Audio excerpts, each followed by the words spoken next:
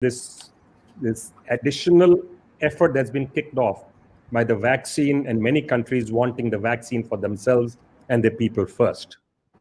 Rajdeep, in 2019, you published an interesting book. You said how Modi won the elections. I hope next year or the year after next, you'll be able to write a new book saying how India conquered the pandemic, at least in India. It's always a pleasure to have you with us. You've been a friend to AIMA. We have relied on you to conduct many sensitive political discussions for us. Thank you for joining. Ladies and gentlemen, India is currently battling on multiple fronts, as are many other countries. One is the battle against the disease, which is very global. Second is the battle against the economic slowdown and some fear looming recession. And third is our borders currently under threat, or at least noise on our borders on both sides, east and west. Perhaps the COVID contagion has exposed predatory instincts of nations as well. They've turned suspicious of each other and aggressive towards each other, and a few dormant hostilities appear to have resurfaced. It'll be interesting to hear what Martin has to say, and to get the best out of Martin, we put the best of our foot forward from our journalism. Rajdeep, over to you. Thank you very much, Mr. Munjal, for that very kind introduction.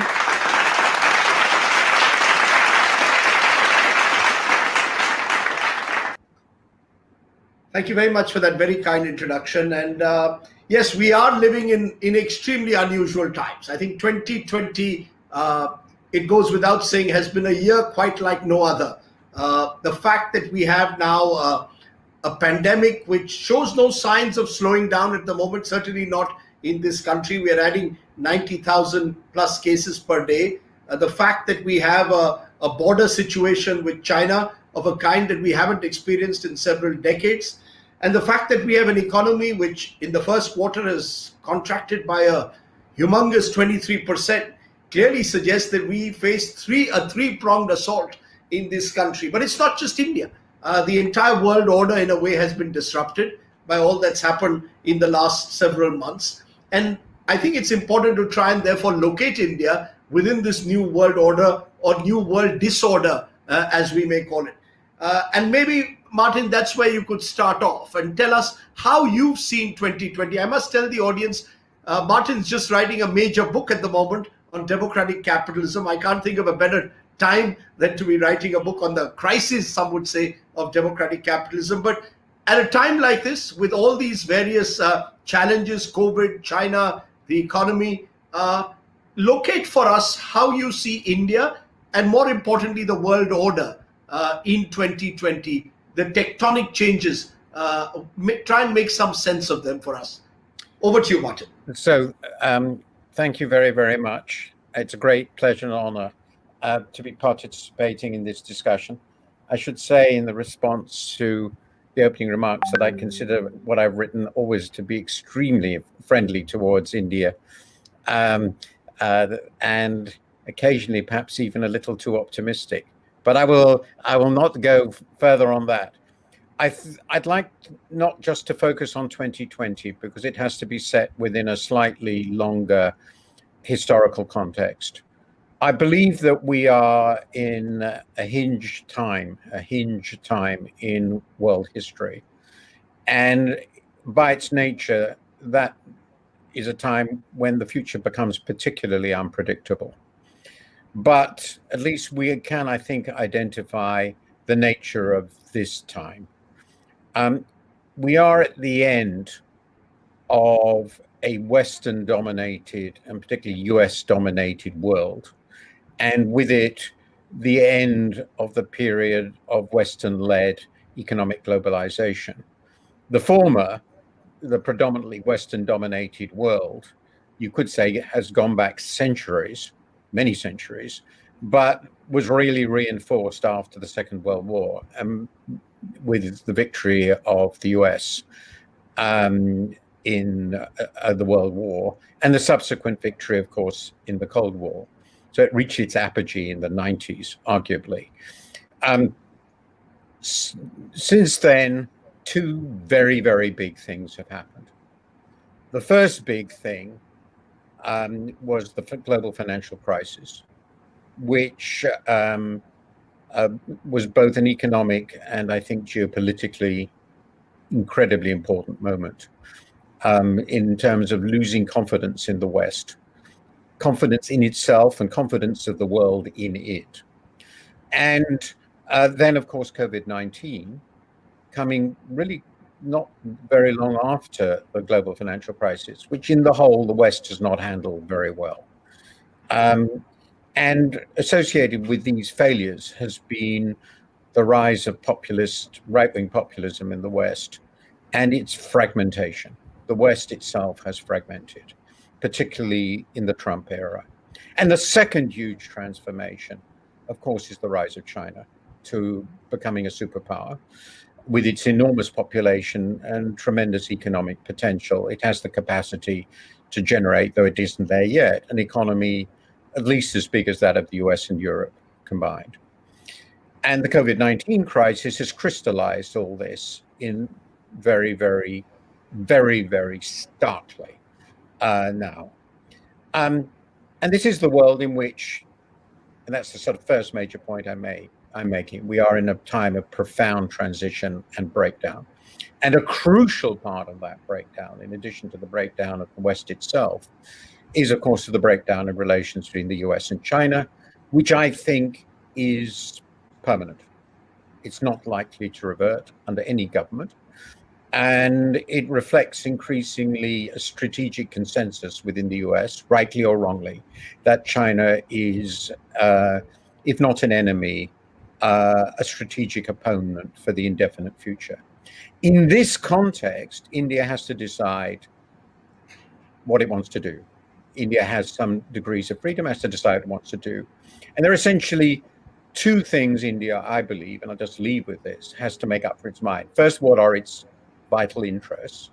And the vital interests are obviously prosperity and peace, it's security.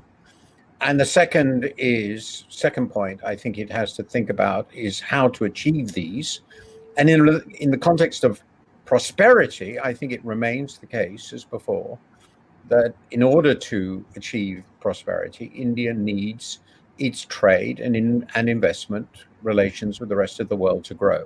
It needs an open world. It's not going to prosper all on its own. So that's the first huge question. What are India's interests? And then the second huge question is, what are its choices? What are its strategic choices? And I'll just end with sort of three alternatives. And I've got a lot more to say, but first option is to be neutral and to play both sides, which is more or less what India did during the Cold War, but famously so. It was non-aligned, more aligned with one side in some respects, less so in others, but basically non-aligned. The second possibility is to say China is the dominant regional power. Forming very close friendly relations with China is the dominant interest of India, because the US cannot be relied upon. Of course, the risk there is that China will become all dominant in Indian politics and its economy. And the third option is to go with the West, reduce relations, both strategic and economic, with China, accept the economic costs of doing that, and risk being dumped by a very unreliable US. Those seem to me the options. And my own view, for what it's worth, is that so long as is possible, India should try to play with both sides and remain, as so far as it can, non-aligned. This may be very difficult for it, and there are some very painful choices. But this is, I think, very roughly where we are and the sorts of choices India confronts. Interesting, Martin, because some would say that the choices that we have been decided for us by the external situation. For example, the situation on the border, of a kind that we haven't witnessed in decades, clearly suggests that despite India reaching out to China, Prime Minister Modi investing a lot of his personal capital in a relationship with President Xi, it hasn't quite worked out. And therefore, India has no option but to look for alternatives to a closer relationship with China. We talk about the Quad, but there will be other relationships that India needs to develop, a stronger relationship with the US, which has been in the making now for more than 2 decades. Do you get a sense that does India really have those choices?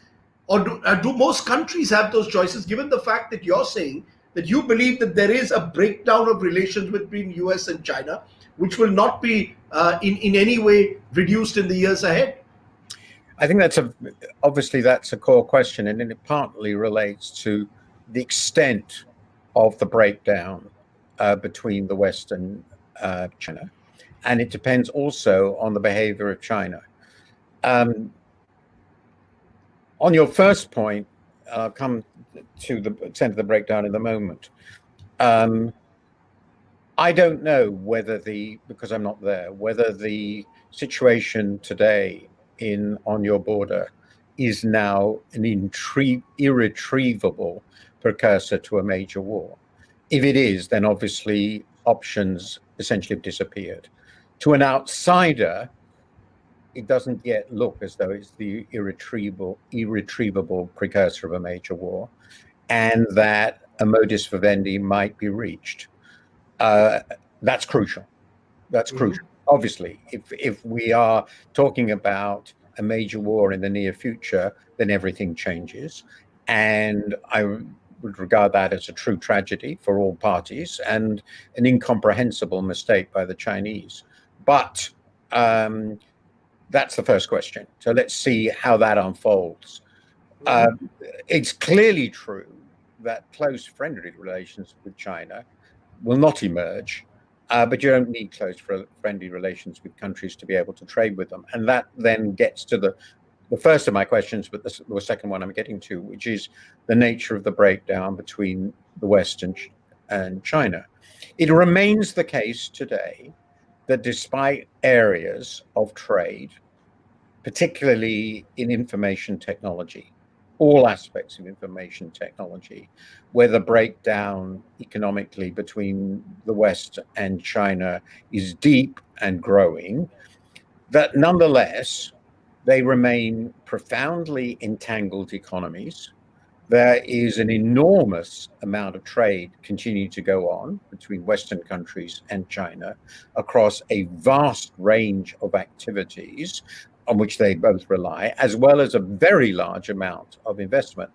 And this has not yet, nor has indeed even the Trump administration, tried to end it. It may happen that it will end, and that will certainly cause enormous economic disruption because the interweaving is so great. It's the big difference between our relationship with China and the relationship with the former Soviet Union, which was essentially a security relationship. There was no economic relationship really between the West and the Soviet Union. There is a profound economic relationship between the West and China, and of course, a very profound economic relationship, even more profound, of many of China's neighbors with China. So for those countries, and there are lots of them, I've written a lot about this, being forced to choose between the two as economic partners would be a nightmare, real nightmare. And they are going to do everything in their power to avoid it. So the more optimistic view of what might unfold, so we've got to one of the points I would make, is there will be a difficult geopolitical relations.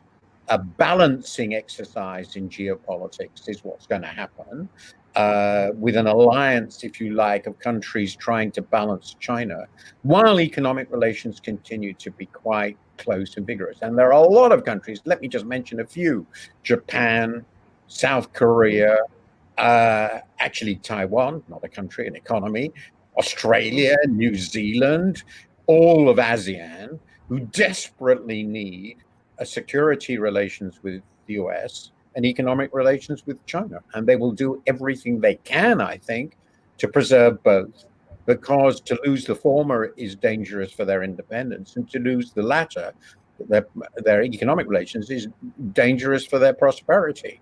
And it's not where we are now. And I have to say, I hope it's not where we end up. Because it's an interesting moment that we are at, where you've got China being more and more expansionist, more and more belligerent, led by a leader who obviously believes he has a sense of destiny about him. And you've got America, which is being led by, dare I say, a populist nationalist who perhaps has a very different worldview, wherein America becomes much more inward looking. So you've got an inward looking America, talking about America first, and you've got China, which is determinedly expansionist, not just in the region, but also in Africa, in Latin America, and other parts of the world, looking in a way to expand its influence. So, we seem to be in a peculiar moment in history. And in the pandemic, if you look at the pandemic, China is the economy that has recovered the fastest. The others are still struggling. So, you just wonder, how do you deal with the inscrutable Chinese on the one hand, and how do you deal with a Trump-led America on the other? Both unpredictable. I suppose. Well, much with much of what you say, I agree. But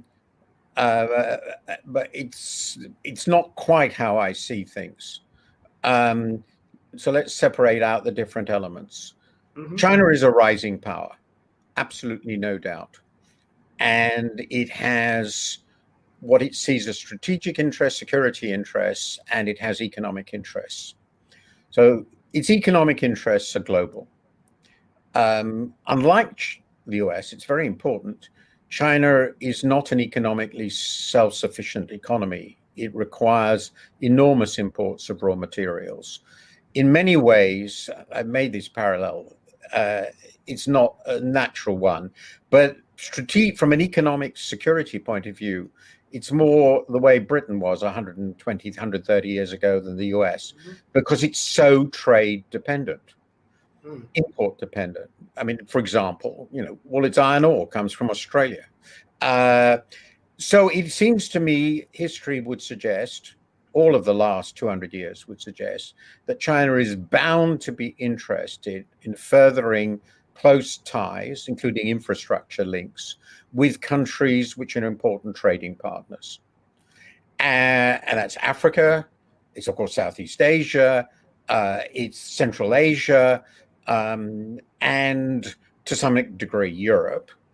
And I don't really regard that as expansionist. I regard that as the natural development of all great economic powers in the modern world, and particularly the ones which are highly dependent on imports.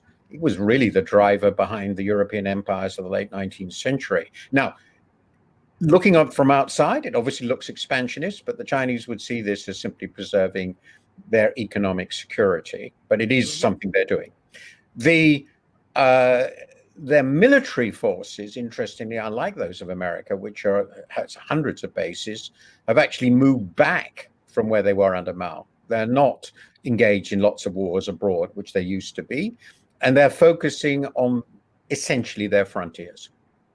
And that is generating friction across all their frontiers, with you, and of course with Japan and Taiwan, and so forth.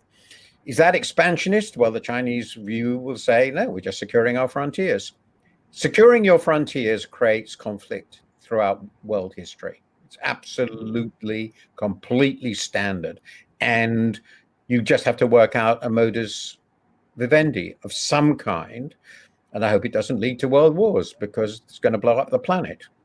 So that's China's side. It's becoming, in other words, so powerful that its expansionism and its attempts to secure its frontiers make everybody else frightened. And how we manage that, very interesting question. So that will require clearly some sort of alliance, a balancing alliance, a Kissingerian balancing alliance seems to be inevitable. Then that leads to the question of the US. Is it interested in doing that? Now, Trump has no strategic doctrine that is coherent. His administration seems to have two doctrines which are not consistent with each other.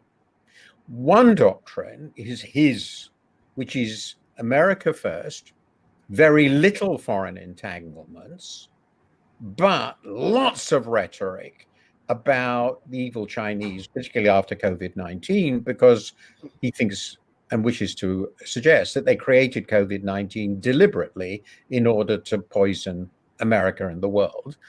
And that's electoral politics. But I don't think there's any grand strategic aim here except remaining in power. And his instincts certainly are non-interventionist. The rest of his administration, and particularly his Secretary of State, has a strategic goal, which is indeed not merely to take on China and to form an alliance around it, but I think it's pretty clearly to achieve victory over China. That is to say, ultimately to destroy the Chinese regime. It's a Cold War objective, which is about as far from Trump's ambitions as anything can be. My own view is neither of these strategies make the slightest sense for the US, and we have to hope that somebody comes along who rejects both.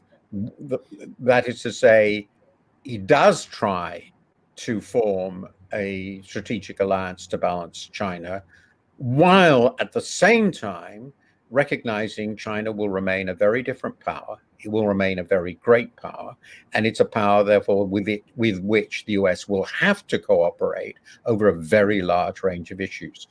And that sort of strategic policy making in the US is at the moment nowhere to be seen. What they need is a new George Kennan, the man who designed the policy to constrain the Soviet Union, but it's not where we are now. So it's a strategic mess. The Chinese doctrine, on the other hand, is pretty clear and pretty natural. The question is how you contain and live with it. You know, it's interesting you're speaking about so-called Trump doctrine, if one exists. There's, of course, the Chinese doctrine. And from an Indian perspective, there's the so-called Modi doctrine. Mm-hmm. You know, in the last few months, the Prime Minister has spoken about an Atmanirbhar Bharat, a self-reliant India, about, you know, make in India for India. An increased sense of protectionism at one level, even while talking about, you know, making India a sort of manufacturing hub, perhaps even replacing China at times for potential supply links, and standing up to the Chinese by saying we are banning TikTok, for example, and making that a sort of symbolic gesture against the Chinese. You ban 59 Chinese-based apps. I'm just wondering, you know, India itself, at one level becoming more and more protectionist and inward-looking and nationalist, and at the other level sort of, you know, trying to see if we can sort of look China in the eye. I just wonder where you see the rise of leaders like Mr. Modi, the sort of muscular leaders who sort of put, you know, an India first, Atmanirbhar Bharat. Where do they fit in within this sort of new globalizing world? Is there a deglobalization that is inevitable almost now? Well, as I already said, we're at the end of the Western-led globalization era, and we've already seen that in the data. Trade growth, though it hasn't collapsed until COVID-19, which we think might be temporary, but trade growth has slowed relative to GDP growth. In finance too, there are exceptions, but important parts of finance have shrunk relative to GDP. We're in I tend to say globalization isn't dead, but at the very least, it's sort of dormant. It's sleeping. Mm-hmm. Now,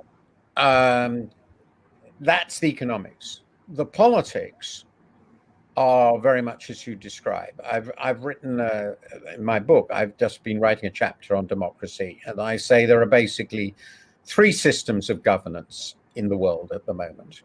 And there are some countries that are in transition. There's traditional liberal democracy, which is certainly still the politics of Europe, to some degree, though it's unique of Japan, obviously places like Australia, New Zealand, and in America we don't know, but I would say for the moment it's still a liberal democracy.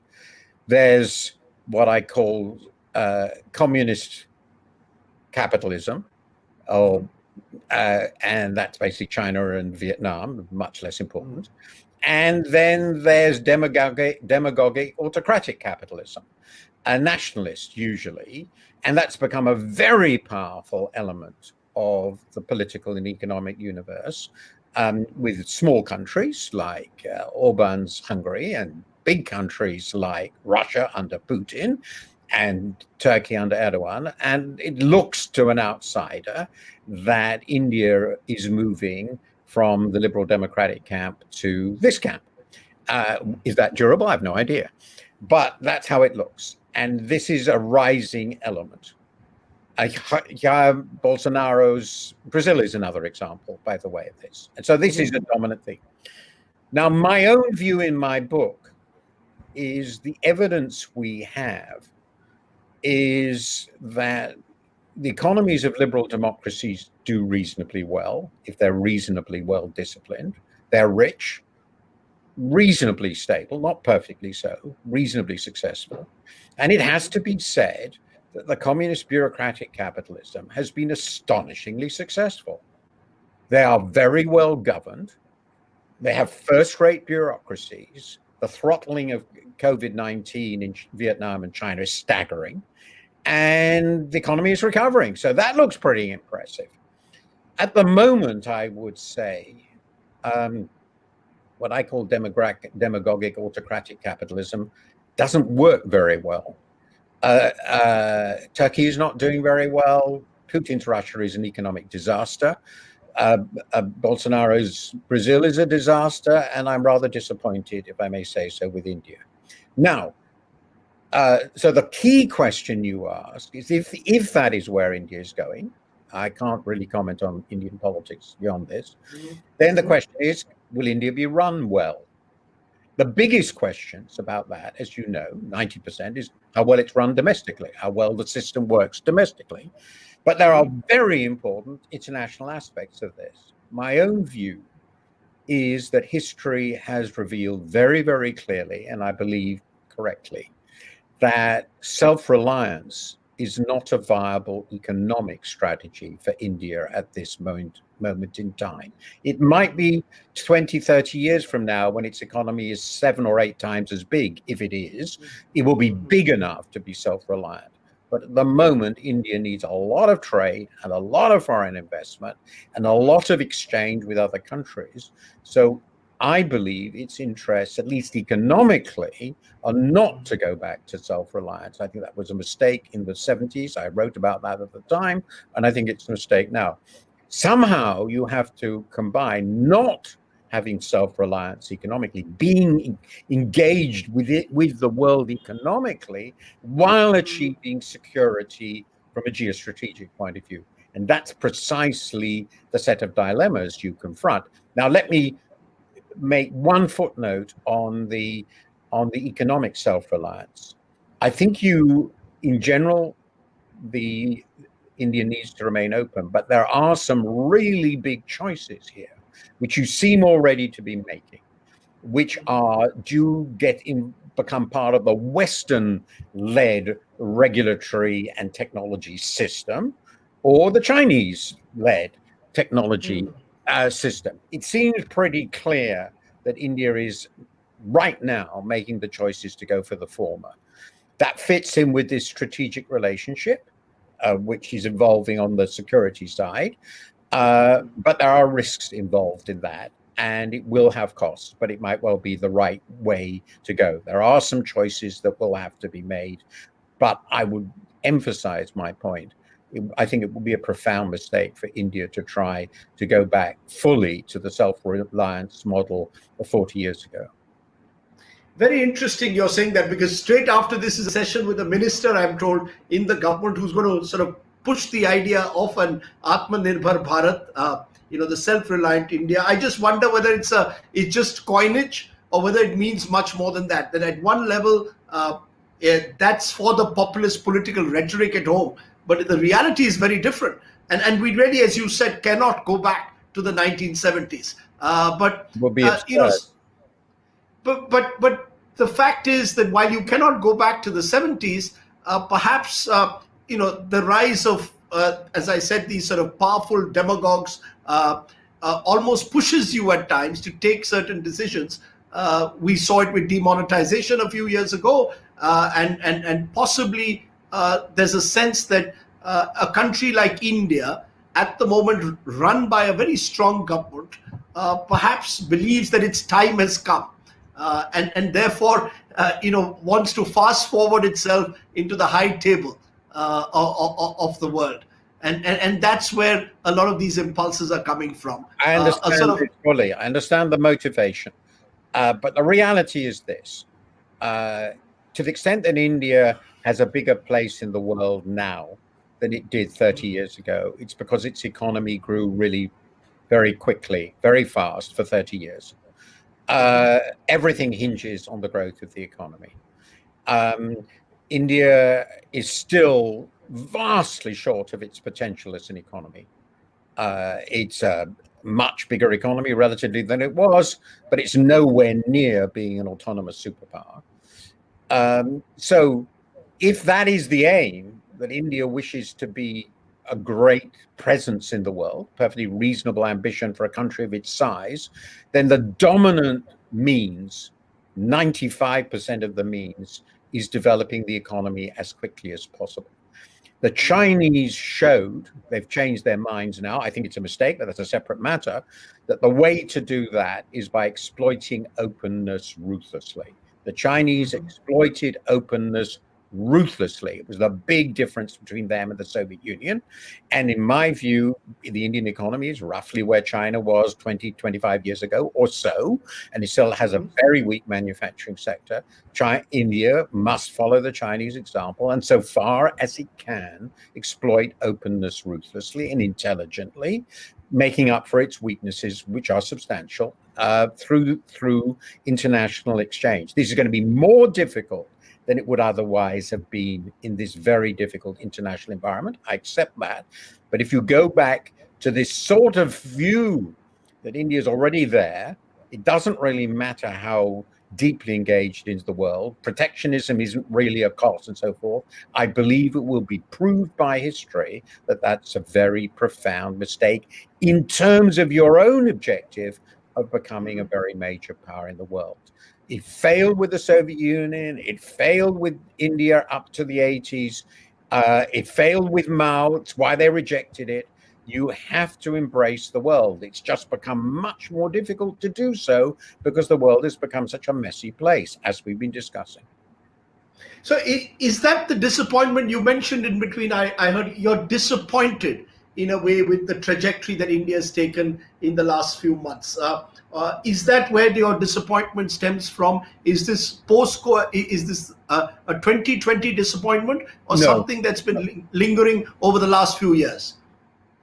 I think it's been obvious to our intelligent observers, nearly all of whom are Indians, and you know who they are. So I follow their work, but lots of very intelligent Indian observers, some abroad, some working in India, whom I know and trust, that the Indian economy has been slowing very substantially long before COVID-19.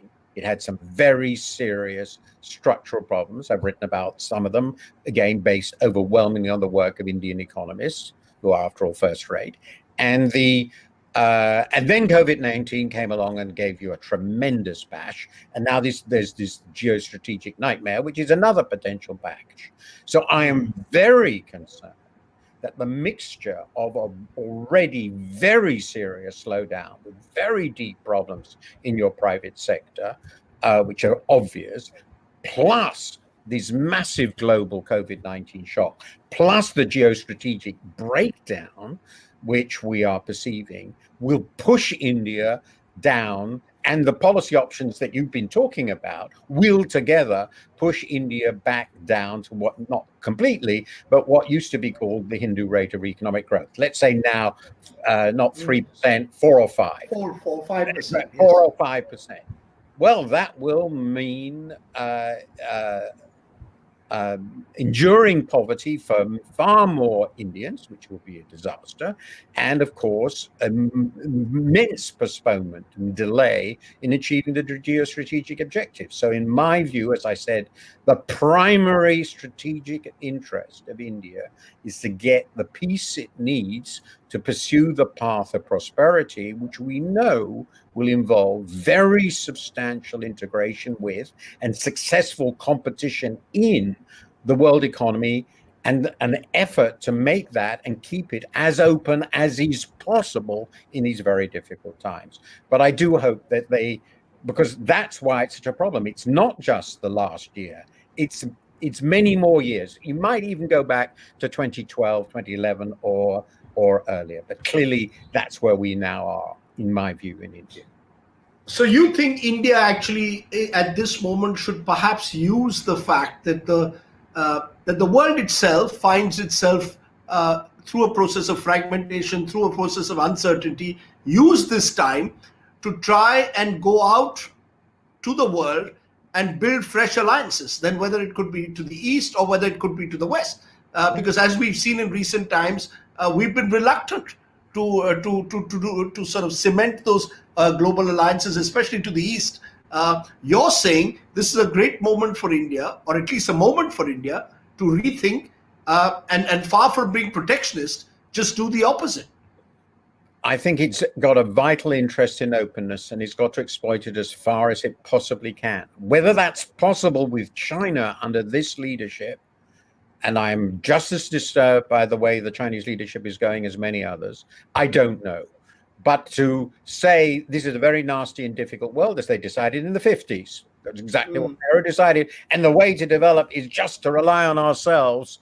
That was a profound mistake then, and I think it will be a profound mistake now. Exploit all the opportunities that are available. They might not be as good as you want, but I'm sure they will be greater than just relying on your own economy, your own strengths. India needs to be part of this world if it's going to prosper and succeed, and not go back to this isolationist approach. I cannot believe that it will make this mistake, but the weaknesses in the Indian economy that have been revealed are sufficient to make these sorts of choices more urgent than they were even a few years ago. So do you see opportunities though in this COVID world? Do you see opportunities for countries like India at the moment? What are those opportunities and what are the threats? Well, I hope that COVID won't be with us forever. We are going to go back to something close to normal. I think that if we are going to see more confrontation between the West and China, then India is a very natural partner for the West. And that will give India huge opportunities if it wants to exploit them. And I also, and by the West, I include here, of course, countries like Japan, close ally of yours. So huge proportion of the world economy. That's still the biggest part of the world economy is the Western system today. So that's huge opportunities. And I think you should not close the door on China. I think there remain, for China itself and for you, very powerful interests in engagement, accommodation, commerce. But of course, this has to be done in a way that preserves the security of both sides and the self-respect of both sides. But I think there are huge opportunities for India because it's a partner that other countries want to have. India is a significant player in the world, and it's a partner other countries want to have, particularly at the moment, Western countries. You know, we've just got 30 seconds, Martin. Someone put a question to me here saying, who's going to be better for India come November, Trump or a Biden administration? I guess who's going to be better for the world is the question being asked. Well, I find Trump completely frightening because he's so strategically and morally unhinged. But I actually think the forces driving the United States to become close to India are completely bipartisan and overwhelming. When the United States looks around the world in this very difficult strategic context, which is so different, it needs allies it trusts and respects, and India is obviously one of them. So there are, and that will be true with Biden, and it will be true with Trump. There will be no difference in this respect. So from this point of view, go with it either way. From a global point of view, I think Biden will be able to reestablish a Western coherence, which is impossible under Trump. And I believe we deal with China much better united than we deal with it when we're fragmented. Martin Wolf, it's been a pleasure talking to you. You've given us a worldview, which is very rare that we get to hear in India. And wonderful to know about your book, look forward to reading Democratic Capitalism and its Crisis. You're going back right to the Greeks. So from the Greeks to the Chinese is from the Greeks to the Americans under Trump is a very long journey to have traversed. So thank you very much for sparing the time. And thank you everyone who's been listening in. This has been fascinating to get an international outlook to this new world order or disorder, as we call it. Thanks very much, Martin. Thank you again. A great pleasure. Thank you very much. And I wish you all the very best. Thank you.